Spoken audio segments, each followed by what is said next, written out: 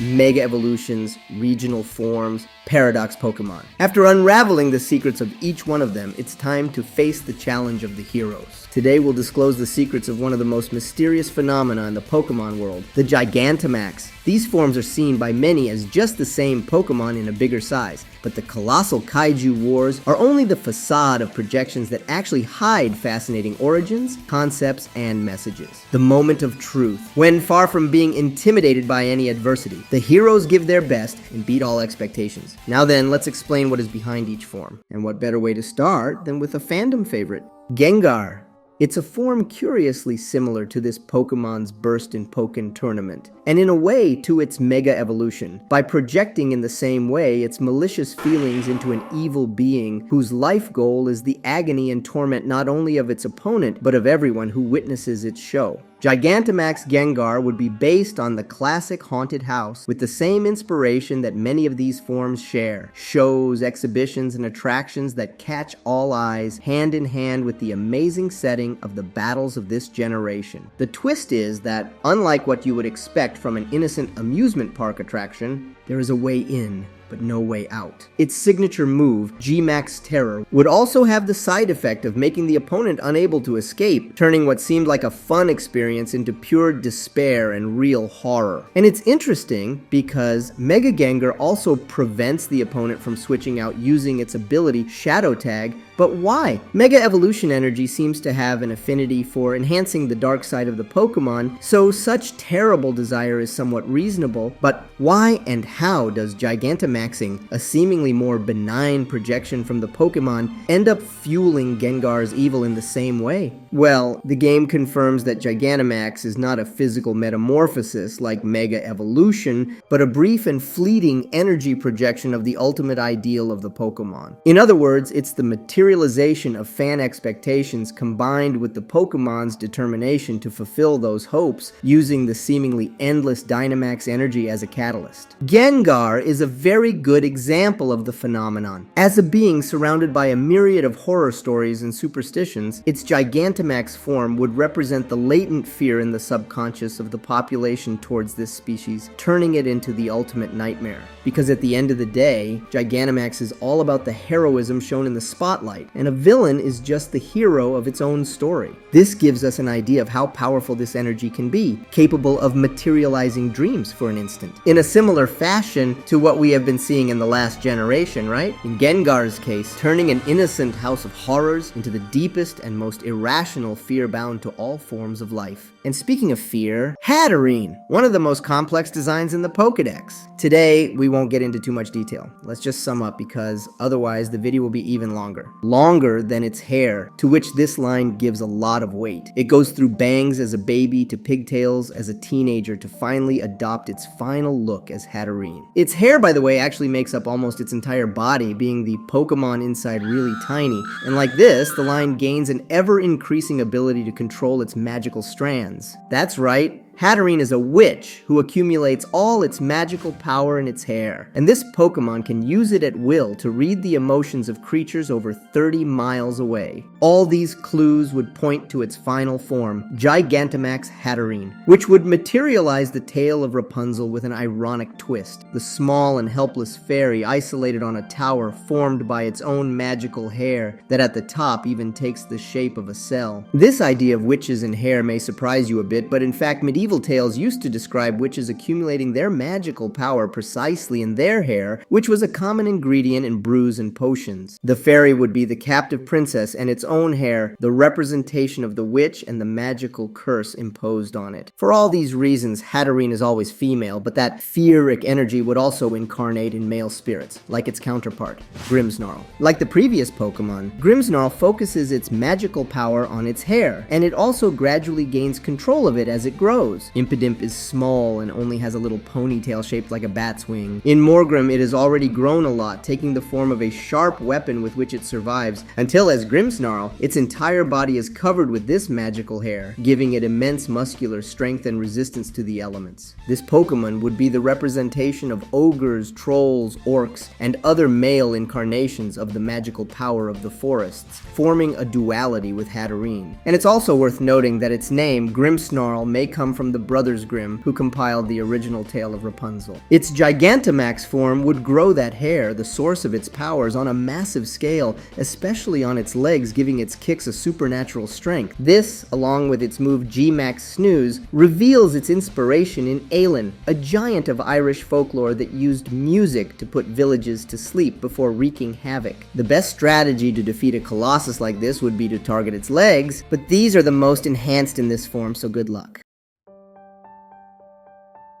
Gigantamax Lapras is another interesting twist on its original concept. Most of these forms tend to be more aggressive and belligerent, as if they were mimicking kaiju battles, but in the case of Lapras, it's the opposite, and its kind and overprotective nature is even more enhanced. The Pokédex talks about how over 5,000 people can ride on its shell at once, and although normally it's not a very reliable source of information as it's plagued by rumors of the collective imagination, as these forms are born from the same, perhaps we should take it more seriously on this occasion. From the transport Pokemon, it goes on to resemble a colossal cruise ship that travels without the slightest shaking or swaying and sings beautiful songs to the delight of its passengers. It's obvious that the inspiration behind it is the Titanic, and the official website even mentions how it smashed any icebergs that might impede its graceful swimming. Going back to its protective nature, this is materialized masterfully in its move G-Max Resonance. Through its shell, which takes the shape of an ocarina, Lapras not only plays beautiful songs that delight its passengers, but also summons a powerful veil that protects them. The tale of the heroes would fit like no other in this overwhelming creature, who would sail the seas in search of people on the verge of drowning, to not only save them, but to make their voyage a truly wonderful experience. And to think that humans brought such a kind being almost to the brink of extinction. Cooperajah is an elephant, one that currently helps in mining activities for which its excavator-shaped body has adapted, but in the past, as in our world, they were used for warfare. If we go back a very long time, the ones that knew how to most effectively use them were the Persians and India, whose connection to Britain is clear and would make sense of their presence in Galar. These were embellished with copper for battle, hence its name, color, and body patterns. In its Gigantamax form, the shape of its body, reminiscent of its military past, rises like the towers that the nations that managed to train these forces of nature raised on the elephants for battle.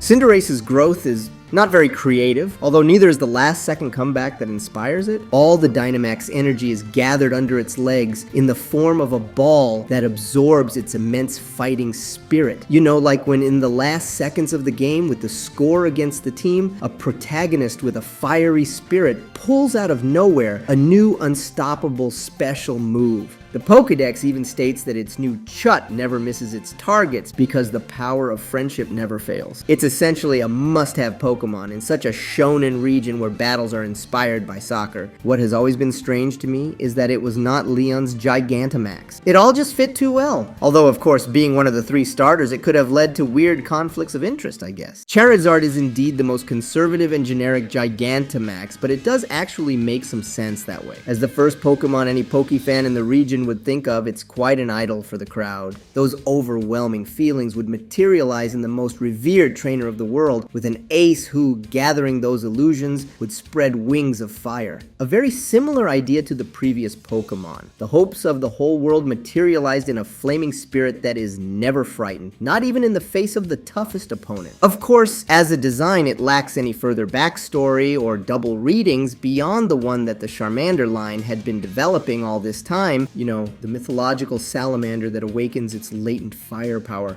Blastoise would be a little more interesting, although it's quite simple and quick to explain. From a turtle tank, it would become a battleship, keeping the military theme, but giving much more sense to its water type. It even bears some resemblance to a big light fountain, following that theme of shows and such. The shape of its shell is also very similar to the legendary fighting vehicle designed by Da Vinci, the fantasy hyperbole of war technology in the popular imagination, fueling this infamous projection that at last blasts from its cannons. Interestingly, there is another water-type turtle that also received a Gigantamax in this gen. Drednow, which is also inspired by marine warfare. The Dreadnought is nothing less than a battleship built to obliterate other warships, making for a historic rivalry between the giant Testudines of the region. The last Kanto starter to receive a Gigantamax would be Venusaur, or the first because it's the final stage of the #1 Pokemon in the Pokedex. Maybe that's why they decided to give its Gigantamax one of the most interesting twists. It's inspired by its beta design, and I know that at first glance it doesn't seem like that, but let me explain. In this transformation, we find Venusaur being crushed under the weight of the flower on its back, which has absorbed all the Dynamax energy. It becomes so huge that you can barely see Venusaur beneath it. This way, the flower amphibian symbiosis that the line had developed becomes a parasitic relationship, just like in the Rafflesia flower that inspired it, since it cannot photosynthesize and relies on the plant's vine to get nutrients. In other words, this Pokemon is a victim of the flower, both in its beta design and in this form. Perhaps it was that idea of being the first of all among the people that projected this luck in a primal way? Do you remember when I started the video saying that these forms are not just the same Pokemon, but bigger? Well, Eevee is the exception to the rule.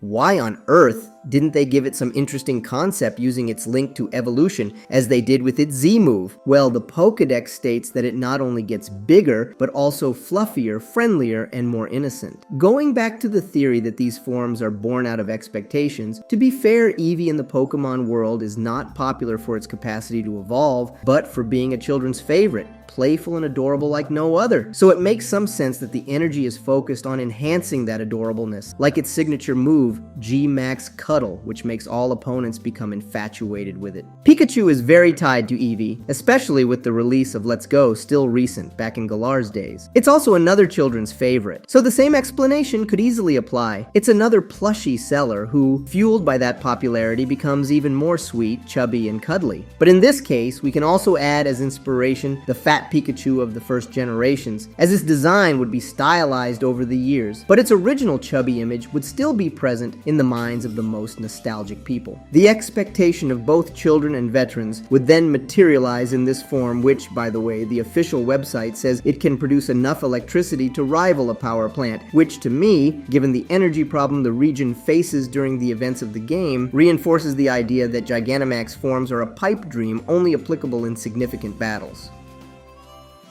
Garbodor goes completely out of the window, just as garbage production is a totally out-of-control environmental problem. This Pokemon is actually keeping ecosystems alive, but it's seen very negatively by the misinformed public that would project this aberrant transformation. It's an even more catastrophic vision of the Pokemon, as it's curious how it targets vehicles. An airplane, a car, a cruise ship, and even a shattered and swallowed up building. Even if all these elements are actually giant toys, it seems to express a view of a world that has been consumed by garbage, which is also related to the kind of extreme consumerism that we see in the Galar region. Orbeetle is one of the most underrated designs in this Pokedex. First, it's the nerdy little larva with oversized glasses, then puberty hits it hard in its pupa phase, getting a mustache and a lot of acne marks on its face, and finally, after that hard youth being the center of jokes, it becomes a mad scientist as Orbeetle, full of traumas and with a thirst for revenge. To the point of merging with the UFO, it built in its Gigantamax form, using its G-Max gravitas to gain the power to control gravity and mercilessly abduct those who made it suffer.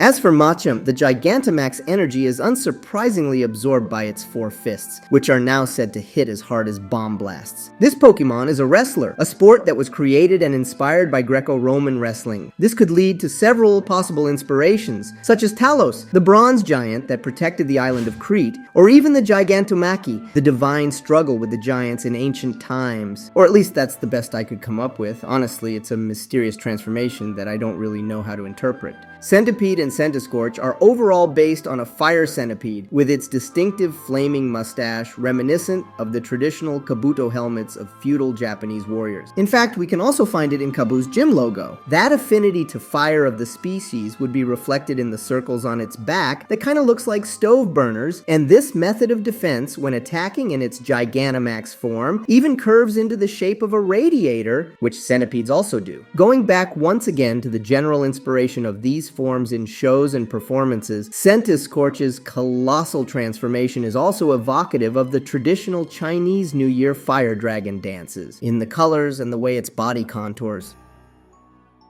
The line of Coalossal also exploits heat power, as they are the coal Pokemon. It was the cornerstone of the Industrial Revolution, which of course would start in Great Britain, or Galar. Roly-Poly is just an adorable piece of it. Carcoal becomes a cart to transport it, and the stunning Coalossal is a mighty monster created from this material, with a structure similar to a boiler and a face reminiscent of the front of a train, following that industrial theme. Its Gigantamax form looks exactly like a prehistoric dinosaur-like living mountain, which could be a joke with coal being the prime fossil fuel. In any case, it's another of the giants that suit the early idea of the kaiju genre that these forms represent. On the other hand, Sandaconda has one of the most ingenious designs. In its original form, the pouch surrounding its body stores a large amount of sand, and it contracts in that way to spray it with tremendous force. In its Gigantamax form, these develop unimaginably, eventually exploding and creating with these same circular shapes a terrifying sand tornado that exceeds 1 million tons in weight. The destructive power of this creature is such that it could turn a skyscraper into rubble in an instant. And speaking of that, Duraludon's Gigantamax form is supposedly inspired by the Shard, the tallest skyscraper in the United Kingdom. Isn't it interesting that two of the last gym leaders' Pokemon have this kind of rivalry? Following that kaiju theme one more time, Duraludon is not just any skyscraper, so the battle would be evenly matched, especially since it's used to facing sandstorms, as the Pokédex mentions its frequent quarrels with Tyranitar, which would also point to this form being inspired by Mechagodzilla.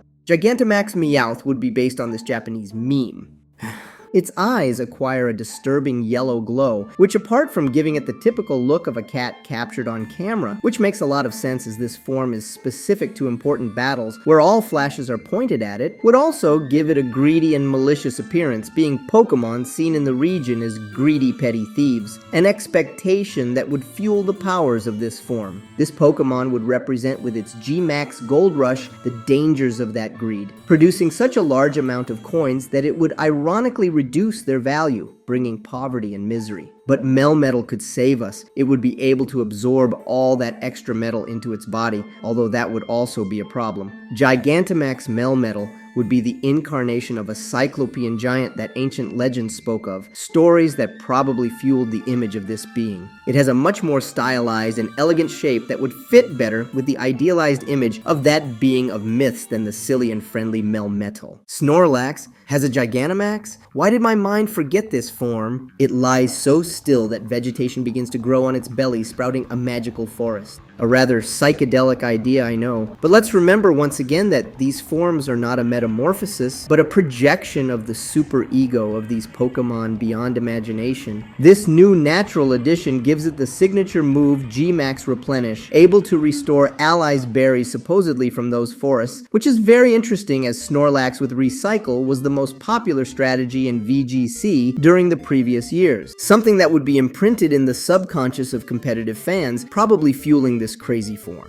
Kingler, with its name and the crown that its head represents, is inspired by the Alaskan king crab, also known as the red king crab. Giant royalty. It was quite clear that it was going to receive a Gigantamax, which with the excess foam produced, generates the typical bushy beard of every good king. The creamy Alcremie becomes a wedding cake. There's not much more to say about it. It's simple, but it fits well with the idea of shows on a large scale. Following that sugary theme, Flapple and Appleton are identical in their Gigantamax form, which is kind of weird. The base worm is the same, but it takes different paths when it comes to evolving. Flapple would feed on a healthy apple, becoming strong and energetic, while Appleton would eat apple pie, getting fat, slow, and defensive due to the added calories. And it seems that the Dynamax power would then take a middle path, both becoming a candy apple. A snack with the best of both worlds, sweet and tasty but natural, without additives and retaining much of its nutrients. It's the only Gigantamax concept that I would say fits more as a normal evolution, and perhaps that's why in Kitakami we would get Diplin, a new evolution of the dragon that is inspired precisely in a candy apple like the one this form projected before it became mainstream. Inteleon is simple, yet elegant and precise, like a sniper. The Dynamax energy is gathered in its tail, which always comes in handy, but in its case, it would create an endless watchtower from which it can calmly take aim and begin its killing spree. So this Pokemon would not only be, in my opinion, the most lethal canonically starter, but also one of the most terrifying in-game until the end of the 8th gen, because the 9th not only snatched the Gigantamax from it, but also, for no apparent reason, Inteleon was no longer able to learn Focus Energy, which was the core of its ability based on critical hits. Now it's just a slippery sniper. The buddy Rillaboom would have a little more luck in the generational leap, though it was already one of the stars of the competitive. Not to mention its Gigantamax form, in which the magical stump it controlled by sprouting powerful roots in its unique battle style ultra evolves into a full forest. As a gorilla,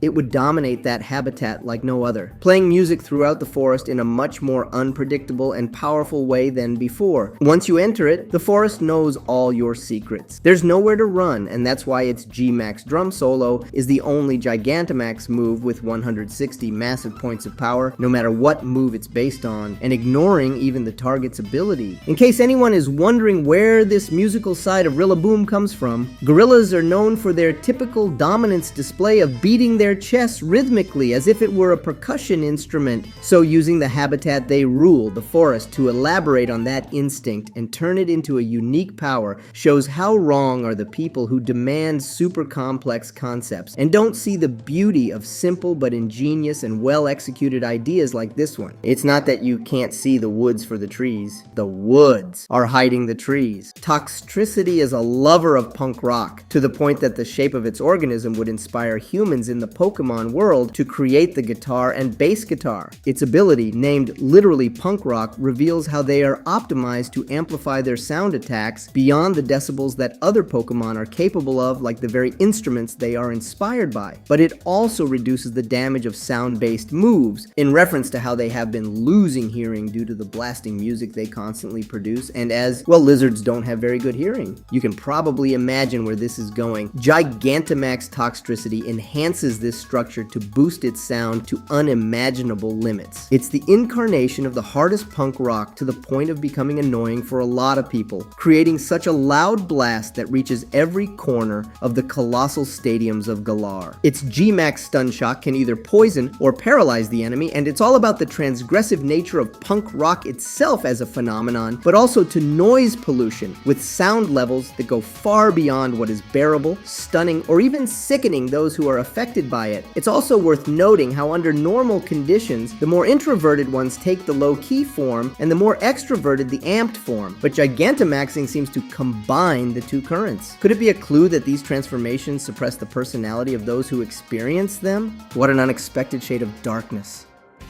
Gigantamax Butterfree is no doubt based on the legendary giant butterfly deity Mothra. Just as this Pokemon was known in the first generation for using more status moves than offensive attacks, the monster is known for being peaceful, attacking only to defend itself when it feels threatened, and being able to release poison clouds, powerful whirlwinds, and psychic powers. We find many elements in common with Butterfree. These ideas are then materialized in this Pokemon that with its wings launches furious winds that can cause any of the three status conditions. The armored and servile Corviknight is based on a loyal knight who, despite its military past, has become the flying taxi of choice in today's Galar. As a result, this transport skill is what has remained in the collective imagination, and it has been fully boosted in its Gigantamax form. Corviknight becomes a master at taking advantage of the Dynamax energy waves to fly in perfect harmony and exploit them in its devastating G-Max wind rage. Urshifu. It's Kung Fu Panda, I don't know, have mercy am. Starring Toulouse, my boys. Nah. Both are the embodiment of the martial artist who reaches excellence, and although there are some concrete movements such as the fluid mantis style or the brutal Bajikwan, you can notice a blend of different martial arts denoting how they develop their own style.